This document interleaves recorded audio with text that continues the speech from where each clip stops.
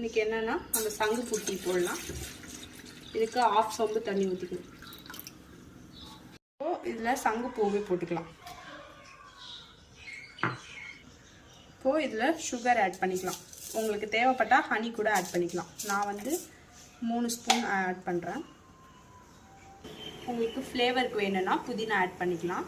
நீங்கள் ஜிஞ்சர் கூட ஆட் பண்ணிக்கலாம் உங்களுக்கு தேவைப்பட்டால்.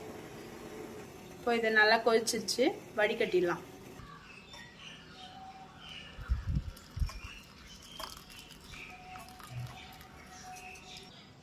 இதில் நீங்கள் லெமன் புழிஞ்சு விட்டால் பர்பிள் கலரில் மாறும். இது எதுக்காகனா ஸ்டொமக் பெயின்லாம் இருக்காது.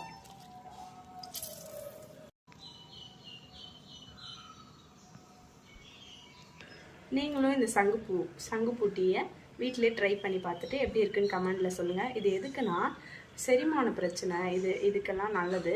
அப்புறம் வந்து லேடிஸ்க்கு வந்து பீரியட்ஸ் பெயின் அதுக்கெல்லாம் கூட நல்லது இந்த டீ. ஸோ நீங்களும் ட்ரை பண்ணி பார்த்துட்டு கமெண்டில் எப்படி இருக்குன்னு சொல்லிட்டு போங்க.